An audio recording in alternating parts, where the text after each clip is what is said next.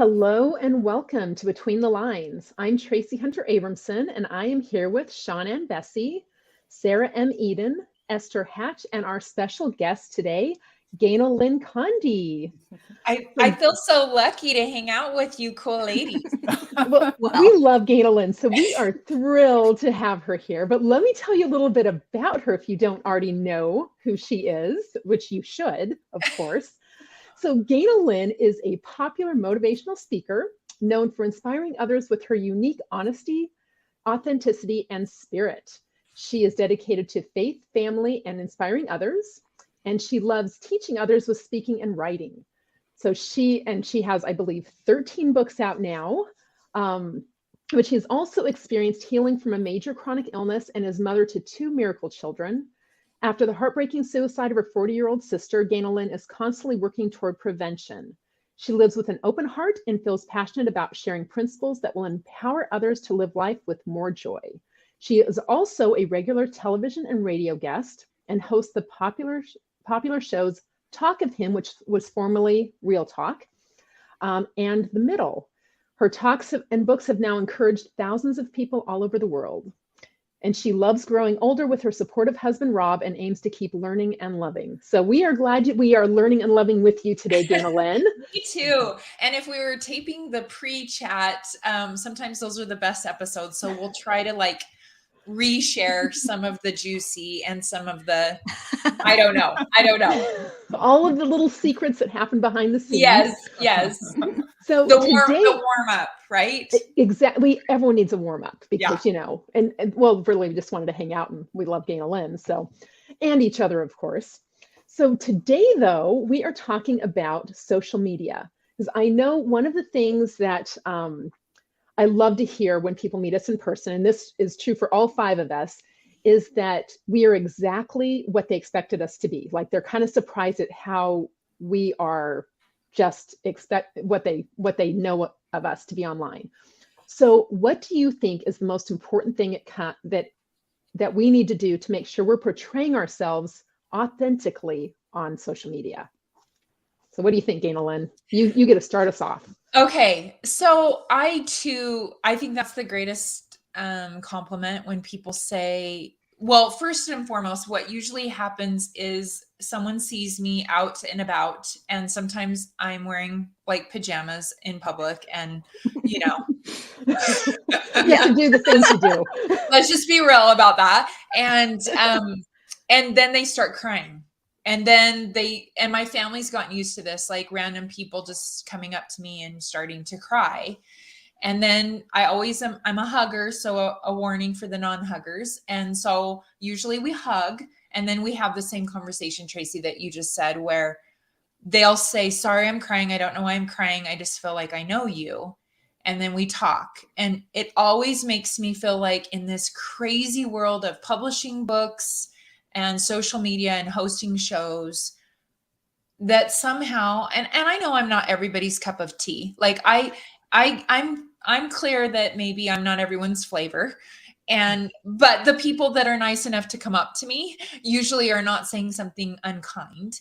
And so I feel like in creating a public persona, I always am trying to show a myriad or a variety of who I am in my life. And at any given time, you may see a post that is, and we're going to talk about this, I hope later, one of my stewardships, which is maybe the more public, standing on a stage or being on TV or publishing a new book. But I also try to talk about my wrestles with chronic illness. At the time of this taping, right, we just had a public suicide. And so I tend to try to share more when that feels like it's in the headlines or when it's just on my heart. And so I do try to show that it is a charcuterie board of experiences. And that means that there's parts of charcuterie boards that people avoid. And there's parts of my life that are not always lovely and joyful and fun to live. And I try to talk about that as well as some of the fun stuff and the joyful stuff and the stuff we all like to celebrate. And so I don't know. I think there's also a line where I try to share from my scars and not my current bleeding wounds. That's one of my social media rules. And when I speak, that it's not responsible for me to use a microphone when I'm speaking or share on social media from a place that is my current bleeding wound. I try to share from my scars in a really open way. And that's because like social media is not my therapy. It's my place to create connection, and that's kind of where I'm at. And so I agree with you, all four of you. I think we get to see each other in professional settings, but I also know from social media that I love watching and liking and what you post and you share. So Awesome. Yeah, I love that. I feel like I'm not surprised when people come up to you, they cry. Because I feel like even just starting this podcast, I'm like tearing up a little bit because I just feel like you do have this spirit about you where I know you're out there trying to do good. And I think that's such an amazing thing. One of the first things you said, I thought was interesting how you said, often you're out in your pajamas and stuff. So when we talk about like I'm always a little bit funny about authenticity because like we do these podcasts and I'm always sure that my hair and makeup is done when I do this. So is that different from being not authentic if like 7 of the days of the week, except for like 2 hours on a Sunday, I don't look like this? So I kind of wanted to ask you a little bit about that. Like what's the difference between trying and being authentic, I guess? Well, I wanted to make sure you saw my full sweatshirt because this part was just showing and it looks like I'm very self-centered. Below it is, honestly, I did put on a little bit of makeup for you guys, but I have a book signing tonight and I'm not fully ready for the day. And I think, Esther, what you said is so, first of all, thank you for reflecting that back about what you feel about me. I appreciate that so much. I do think that there's nothing wrong with trying to get ready and get your hair done and put on your makeup and put on your big girl pants and try to go out into the world. But I also think that my neighbors probably think I spend more time in pajamas than anything else. And I think as writers, I sit right here in my office in the front of my house and I can see the kids, playing when it's not a blizzard outside. And I don't have a problem going out and pulling in the garbage can in my pajamas. And they don't look like loungewear, you guys. They literally look like pajamas. So when I tell you that I go to this store, sometimes I'm like, I can't even fake that this is like loungewear. It's not loungewear. And I threaten, like when I go to speak at events, I want my dream event one day is that they get full invitation instructions to show up in sweats and pajamas at the event, because I think we have a different conversation when we're feeling that way. But, for hosting Talk of Him, we were just saying this before we started pushing record, like podcast listeners don't even know how hard John and I work to not clash on camera. And he doesn't have to do his hair because he's bald, but I have to work really hard at like making sure my nails don't look kind of trashy. And I don't think that's wrong either, because I see it as a stewardship. And so I guess the short answer, Esther, is that's not inauthentic, or is that the right way to say that? Inauthentic. Yeah. I feel like it is all of who we are. There is parts of my day that are I want to look nice and sometimes put on lipstick. And there's other parts of my day that I live like Tracy all the time and I don't put on shoes for a while. So. And it's just the way we are. Yes. That's right. But I wear socks and slippers all the time, Tracy. I wonder during the winter, like even in the summer, I have to cover my feet. You are full-fledged, full send barefoot, right? Well, actually during the winter, because my husband keeps the house way too cold, I do actually wear socks. Okay. That's validating. You can worry less about your feet getting frostbite. Slipper thing is a little too much, like that's too close to shoes. But okay, I wear specific kind of slippers that are just a little bit more than sock. It's not full like I can't go to the mailbox in them. So right. So yes. So Ganel-Lyn, you mentioned something about stewardship in your last comment, and you have a book coming out soon. about stewardship. It actually And- came out in May. That's right. Yeah. Already came out this year. Yes. I have that. Sorry. No, you're fine. So your book came out on stewardship. Can you tell us a little bit more about it and what that word means to you and what you've tried to teach in that? Yeah. So the principle of stewardship is something that I've practiced for about 10 years. And so when I felt directed to write it, I was a little overwhelmed because to me, it's a very basic principle that can have a lot of application, but it's also a very complex principle that is sometimes harder to explain. And I wanted to write it, I think, as authors from a place of you want your reader that knows nothing about the subject matter to feel like they really get a good foundational understanding. But I also didn't want for those that have watched the show or heard me speak about this principle to feel like they were gypped, that they bought the book and they didn't get anything extra from it. And so I feel like the feedback I've gotten since it came out in May is that we did strike that balance, that it gave good foundational principles. I love when readers tell me, I have a couple of readers that read it every week and they've read it every week for like months. And because of that, that tells me that it is a spirit-directed conversation where it can apply. And so to answer the question of what is stewardship, if I have a 10-second commercial, it's literally everything. It's this podcast, it's the books we write, it's our kids, it's our infertility, it's our chronic illness, it's our raises, it's our book awards, it's not winning the book award, it's all of the stuff. And when you see everything in your life as a stewardship, then it changes and reframes how you see it. And in Bookland, when there's a subtitle, sometimes I feel like subtitles are just like white noise and they don't really add to the project. But in this case, the subtitle of the stewardship principle is reframing your life. And I really wrote it from that standpoint. The opposite or the juxtaposition that I share in the book is that the opposite of a stewardship mindset is ownership. And that kind of triggers people. The book has been found like outside the LDS market in business circles. I've done some university interviews with podcasts for big MBA programs, and they're cool that I share faith in the book. But what I find is there's a little pushback, especially in corporate America, about ownership being kind of a cool thing. Like we should be taking ownership of our lives. And what I try to lay out in the book, each chapter does a little comparison of like type stewardship. So like body and health, family, relationships, education, career. So each chapter is concise, but it's kind of comparison or like-minded stewardships. I'm not saying don't be intentional with your life. I'm not saying you should phone it in or not care. What I'm saying is that when we have an ownership standpoint to approaching our careers, our health, our marriages, especially parenting, I would say hands down parenting is where I slip into ownership more than not, 50 times a day. And that is my children's choices are not a reflection of who I am. I am a steward in their lives. And right now I have 2 adult kids.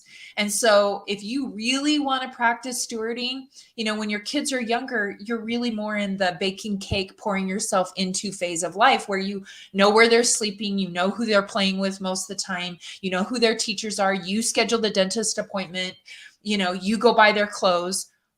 There comes a point pretty much around that teen years on where if you're not in a stewardship mindset, you are really stressing that relationship because it's so easy to go into ownership. One of the stewardships that I think we all share is that of writing books. And if I go into an ownership mindset as an author, I'm toast. I hit burnout. I go to comparisons. Everybody's selling more books than I am. Everyone's getting a better marketing package than I am. Everyone is, winning the awards or whatever. And I've taken my eye off of what I feel called to do as an author. And so the stewardship mindset for me has allowed the hard things to become easier and the great things to be celebrated in a better way, in a way that, because sometimes I go into ownership for the good stuff too, where all of a sudden my identity becomes about winning best of state for a book or how many books I sold or or that it went into how many printings. And if I'm in ownership on that too, then all of a sudden I become hyper identified, or my worth and identity becomes so hyper focused on that. So I hope that answers the question. It literally is everything, all the good stuff, all the hard stuff. And when we see that, then I get to celebrate all of you and your stewardships, and it helps me stay out of comparisons. And I think that goes to what our topic is on social media, because we're really scrolling through everybody's stewardship. Oftentimes we're seeing certain people only post about one stewardship. We don't know about their chronic illness or their unemployment or their marriage struggles or their depression and anxiety, but we know about their really beautiful house or their best-selling book or their trip to Hawaii, right? And all of a sudden it's like, well, we think we know what our neighbor is living because we see this group of stewards in their stewardships in their life being posted on social. And all of us have a variety. All of us have stewardships that we love, that are fun, that are joyful. And we all, I think, are wrestling with one or multiple stewardships that are challenging and that are stretching. That's really good. And I love that you've put the stewardship and the comparisons in the same bowl, because too often when we are on social media, it is a comparison game and we're comparing our lows with other people's highs and not looking at the big picture. So is there one thing that you could suggest to our listeners to prevent that toxic comparison game when we're on social media? So I'm going to say, first and foremost, Sean, we all as human beings go to comparison. And I think there's probably a survival aspect of us in doing that. It helps us assess our surroundings. It helps us maybe decide if we feel safe. You know, I always try to go to the fact that I am going to switch into a comparison mindset. And the way I wrote the book is that each chapter ends with the voice of an owner and the voice of a steward. And the reason I did that is because even though I know this principle and I've practiced it for a decade, I slip into ownership all the time. And one of the byproducts of an ownership mindset is comparison. And when I go into comparison, it's not even fair, because the reality is, even if all 5 of us sat on my bed, which is my dream, in our pajamas, and we have like 10 hours to just share everything, and we tell each other everything about our life experience, about our childhood, about our careers, about our lives, about our health. Even if we felt like we knew everything about our best friend, it would still be easy to say, okay, why is that happening to them and not to me? Or, okay, they raised their kids the way I thought I raised my kids, but their children are not turning out like the cake that I did in my recipe in raising my kids. So even if we know everything about each other, the fact of the matter is, we're in comparisons. We're not taking an apple and comparing it. Because even if we were twins, even if we've had the same life experience, even if we're raised in the same family, all of us are published in a similar publishing house, right? We're all bringing our unique set of strengths and weaknesses and characteristics. And so comparisons always are going to end up feeling off, weird, uneven, unfair. Yet I also think there's a part of us as humans that it helps us assess. So if I get stuck in comparisons, I usually have to take and deconstruct what is going on below that. This last year has been some of the greatest highs of my career and some of the lowest of my career. My health, my family, all my stewardships have had the highest highs and the lowest lows this year. And so when I've really wrestled with some comparisons, I've realized that at times I don't have facts. And when I don't have facts, my stories get bigger in my head. And that's not like for writing books. It's like bad, right? Bad mental health stories. And so sometimes I have to dig below. Why do I keep ruminating? Why do I keep getting stuck by this one particular person? And usually what's underneath that is that I'm struggling with one of my stewardships.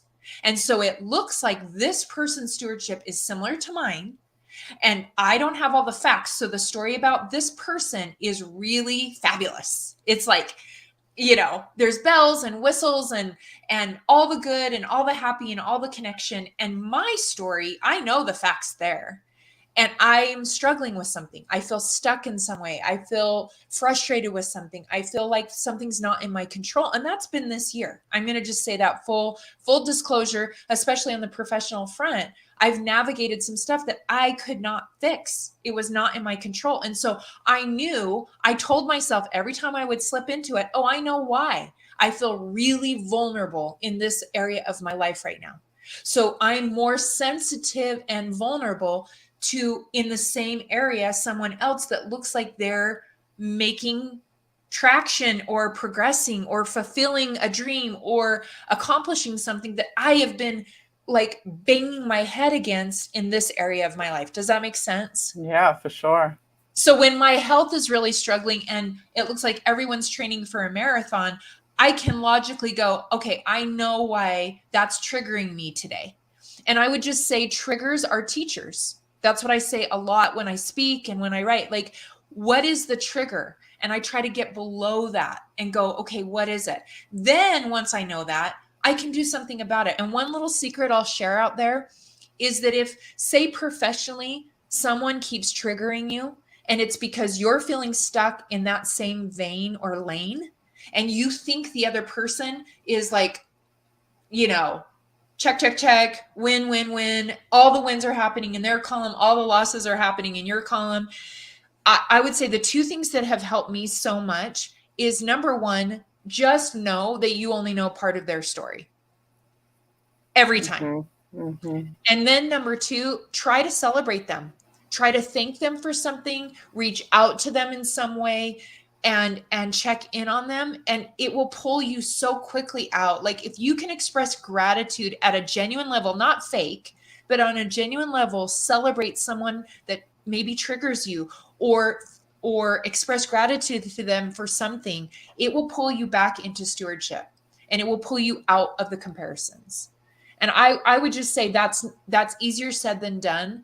But the reason I wrote the book this way is because you will go into comparisons. You will go into ownership. It's just about recognizing it and then switching back out. That's all it is. It's not about perfection. It's about practicing a principle. Oh, thank you. So basically, I'm getting a little preachy. Sorry. No, you're just saying that there are tools out there to help us. Yeah. So, yeah. Which is perfect, because that was actually what I was going to ask you. Was advice for dealing with that. So no, that was absolutely perfect. Thank you. Well, and you know what, Sarah, I would just say this, that, I think we can have these conversations. And the reason I love podcasts is because they live long and we don't know when people are going to listen to them. Right. And maybe for someone that's listening to this, it's not within their professional life or stewardship that they're struggling with the comparisons, but it's with their relationships or their health or something else. And I would just say, like, give some self-compassion. I don't know anyone on the planet right now that's not navigating a variety of stewardships. And especially after the last couple of years with the pandemic, we've all been shifted in some way. And I would just say, when I stay in stewardship, then I'm more easily malleable and I can adjust. When I'm in ownership, I get really stuck and I get really rigid in the way I'm seeing myself. So I would say, first and foremost, it's human. It's human. And we're all trying to create some kind of pseudo connection with each other on social media. I mean, I think that's what it was originally. Obviously it's been used for algorithms and selling product and other things. But for me, that's why I'm still on it. And trust me, there's a couple times a year I'm like, is it time to not be on social media anymore? And then I have to go back to my why. So I guess just to add to what maybe Sarah, you were going to ask, is that one of the things I would advise is, why are you on social media? And if you can go back to your why, whether it's in writing, whether it's in parenting, whether it's in working on your health, whether it's being on social media, I have to go back to my why. And sometimes my why changes, sometimes my why, I have to adjust it because it's not working anymore. That can't be my only why. It's got to expand at this point. And I would say maybe reach out to somebody else on social media that you feel has been effective in staying authentic, in staying real, or whatever word you want to use, and see what they have done to, I mean, I hope that this episode is helping someone in that way. But I saw someone the other day post a reels on Instagram that I just love. Like, what about all the rest of us that just have a normal house and we don't have the same wreath and we're not all having like white cabinets in our kitchen? I mean, I do right now, but we built our house like 9 years ago, so it wasn't right, you know. Or what if you don't have, like in Utah right now, I think the state dog is like a golden doodle. What if you don't have a golden doodle and your kids aren't all going to Harvard and, you know, you don't all grow organic gardens? Like, what about the normal? You know what the reality is? We're all just normal people, you know. There's a very small percentage of the world that's living Oprah's life, right? And the rest of us are just like a version of whatever our dreams are and our hopes and our ambitions and our stewardships mushed together into a lot of real everyday life and laundry and, you know, vacuuming and paying the bills and getting the car oil fixed and all the stuff. And so I think social media can only show so much of that. And I love that someone threw that up there. Like, I just have a normal house. Like the wreath on my door does not look like anyone on Instagram. I don't know who are these houses and who are these people, you know? And someone did a couple of weeks ago. I was so discouraged. I was in a lot of comparison. I was in a lot of frustration with myself, with what progression I hope to see in my life in various areas. And that's usually when, for me, it's God, when God sends somebody to send a DM. And someone DM'd that day and just said, can I just reach out and let you know? Like, I'm going to cry if I talk about it. Like, it was such a hard day. And she was like, you don't really know me, but I feel so grateful that you don't just post about like how perfect your life and your house, and you share things that make us feel uplifted. But I just feel like I can be my best self when I follow you on social media. And I messaged back and just said, you don't know what that means today, because I was stuck in some comparisons. And she said, just know I'm the tip of the iceberg, because it's taken me weeks to have courage to message you. And I know there's 2,000 people that can't get courage to message you that aren't telling you what I'm telling you. Now, maybe that's not true, but it was exactly what I needed to hear that day, that people do want to connect with each other. We want to see our humanness in each other, and we want to feel validated in our life journey. And so it means a lot when people feel that from my books or from what I post on social media, because, you know, I get stuck all the time, Sarah, all the time.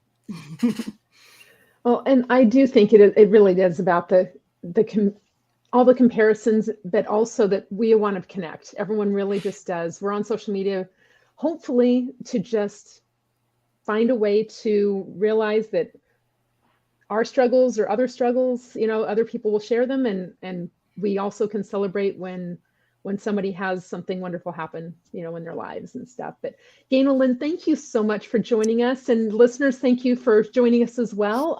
We've enjoyed having you with us today. It's been a joy. It feels like I had like 5 sisters to hang out with that understand my life in a different, unique way. And I'm talking like the same language. And that just feels really validating, because I think, especially as authors, we're very sometimes secluded and alone in that process. And so thanks for helping me feel so welcome. Well, before we let you go, Ganel-Lyn, where can people find you on social media? One of my stewardships is having the weirdest name on the planet.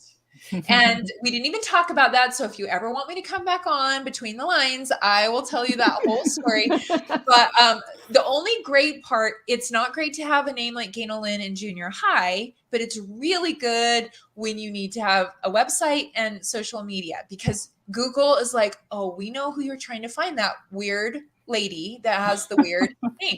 And I have a hyphen and a capital in my name, which is even more confusing, because people are like, what do we do with grammar and your name? I don't know what to do with that. So basically, if you go to Ganel-Lyn.com, which is, you don't need to use the hyphen in the capital, the links to all my platforms are there. But I'm on Instagram, LinkedIn, Facebook, YouTube, Twitter, but I don't hang out there. I'm not very courageous on Twitter because it feels a little angry to me, and I don't like all that anger. So I try to share like nice stuff, and then I hurry and get out of Twitter land because I don't. For you. I mean, I reshare there, but I don't just like hang out there. And some people only hang out there, and I love you if you do, but that's not me. So yeah. So yeah, just my first name. That's how you find me. So. All right. And then we would love to hear if anyone has any ideas of what you would like us to chat about in our future episodes. You can find us on our social media on Between the Lines podcast. And we hope we always love hearing from you. And we hope you'll join us next time.